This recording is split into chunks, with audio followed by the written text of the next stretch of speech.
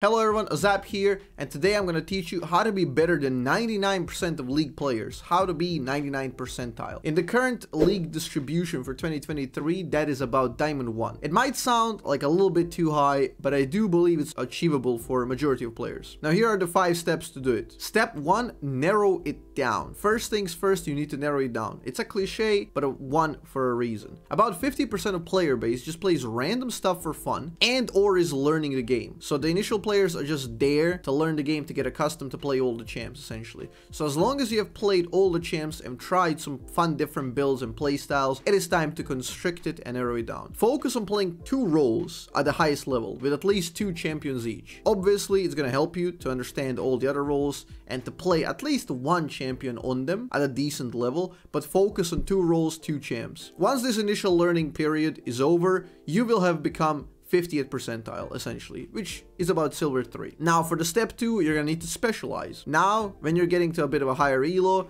the games are becoming more difficult. You're fighting the second half of the league population, which is the players who actually know the game. So you're able to see more metas emerge. You will notice patterns in the games. Some champions will perform better, some champions will perform worse. Now a lot of people will fall into the classic mistake or illusion that is crafted by the subjective experience. For example, you might see enemy Nidalee hard crush, hard win 2 games back to back, and you're gonna be like, okay, Nidalee is so broken, this champion is just, you cannot play against it. And then the next game you will give up on your plan and you play Nidalee. You're gonna play a different role, you're gonna play a different champ because you thought it's broken. And then guess what? It turns out Nidalee is not so easy to win with, man. That champion is difficult. You pick Nidalee, enemy picks Kindred, you get destroyed, and then you're like, wait, what? Maybe is Kindred broken? And then you go into loops. So the way around this subjective experience gap is to actually play the champion in a normal game, just to test it out, to figure out its strengths and weaknesses. I've coached numerous people who have troubles against very specific matchups, and they build up this notion that that champion is broken until I tell them to play it, or we do like a quick round of 1v1 on that champ just so they can like notice the gaps in the armor. The only people I've ever heard say the champion like Vel'Koz is broken are the players who have never touched the champ. Only by not knowing how to play against it that champion seems broken. Now this tip works both ways, because as you learn to play the champion, you also learn how to play against it. You strengthen your own playstyle that you were supposed to develop while trying out everything. Specializing and focusing on a playstyle you do best with the champions you play best is gonna get you to the 80th percentile, which is around gold 4. At this point, you're probably wondering, wait, 80th percentile, that's gold 4? Yeah, it actually is. It's pretty funny how the distribution works, and people think that's very low elo, but yeah. Now it's time for step 3, which is learning. Deep learning.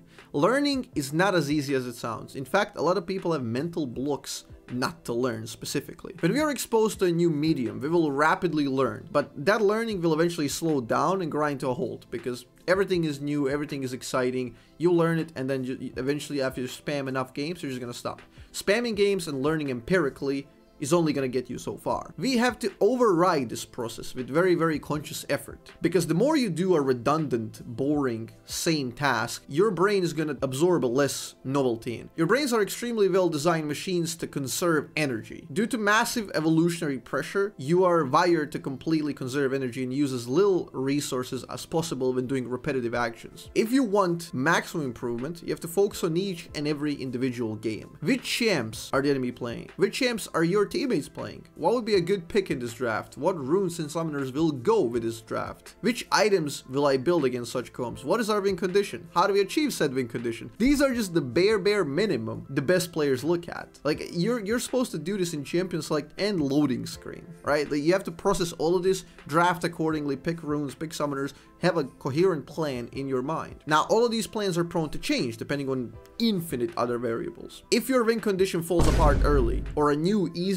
one presents itself, we have to be flexible to change. You don't want to catch yourself autopiloting or not caring about the game. Engage with every moment as if the stakes are high. If you go into the passive mode, the autopilot, you become complacent and all progress is halted. Learning in the moment and constantly looking to be innovative will get you to 90th percentile, or Platinum 4. Step 4, analyze. Not everything can be solved by just being in the moment and being conscious. Being really focused on the game doesn't mean we will play perfectly. We will always make mistakes, and that is the rule of nature. The trick is to use these mistakes for growth. The issue with some scenarios is that they aren't easily solvable. Let's say we overextend and die near the enemy turret to a gank. Conscious effort in the moment will tell us, oh, I was too close to the turret and I got punished for it. Which is technically true, but it's only 50% of the problem. If we analyze in the post-game, watching a replay, we can begin to dissect the play, what led to us being in that position in the first place. There is no good place to stand in a massacre. In this case, the bigger mistake would have been bad wave management prior to death. Not fully shoving the wave while the enemy jungler is near and getting frozen in front of the enemy turret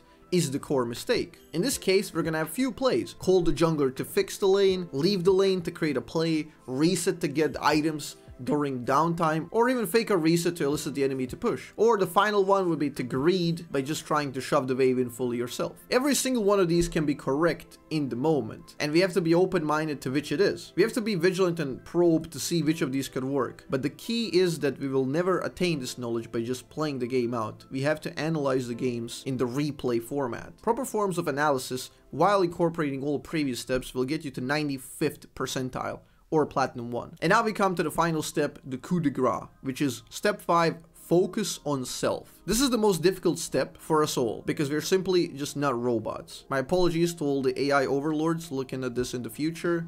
I meant in these early 2000s primitive robots, you know, the emotionless kind. This one is much easier said than done, but that is precisely why it's superbly useful. If you're able to criticize and scrutinize your mistakes, while you're able to forget and forgive your teammates, you will be on a path to success. If you do this, there is no universe in which you will not climb. Typing pointlessly and negatively will lower your win rate tremendously, and it will cloud your perception of the game. This is usually the layer that plagues the 95th to 99th percentile performers. They're good, but not the best. Hence, they tend to rationalize all of their actions, all the while noticing every single mistake of others. If you ever played around high diamond elo, you will notice exactly what I'm talking about. It is a mentality which will protect oneself in the short term and defend you from immediate failure, but leave you stunted in terms of growth and improvement. I can't imagine how annoying this Senna is for her own teammates. In fact, there is no better telltale sign of somebody who's insecure and defensive than aggressive overperformers. People who are usually good at something but not the best. They will very often adopt an extremely defensive ego, while the actually truly successful and accomplished people, if you ever met them, you will have noticed how aware of their flaws they are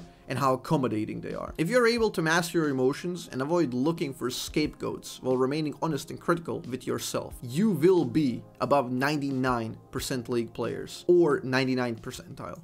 Once again, thank you to all the patrons supporting all of the channels in any capacity. Thank you so much to Somi, Anubis, Charles, Ryan, Tactical Panda, William, Dankton, Quantum Flux, Alejandro, Deus, Kiwi, Fish, Brownies, Frederick, Jimbo, Luca, Jesus, Prosper, Samuli, Tommy, Bernard, Big Tinky, CO, David, Mario, Nix, Pugert, Anthony, Ermgarn, Nopingel, Jeremy, and Ryan, but Ryan again, Ryan Kent. There you go. Thank you to everyone. I hope you guys enjoyed the video. The video submissions are still going for patrons. If you have 15 to 60 second clip that you might find interesting, that you would like a little bit explained in educational manner, do send them to me and I will make a video response out of them. Thank you all so much for watching.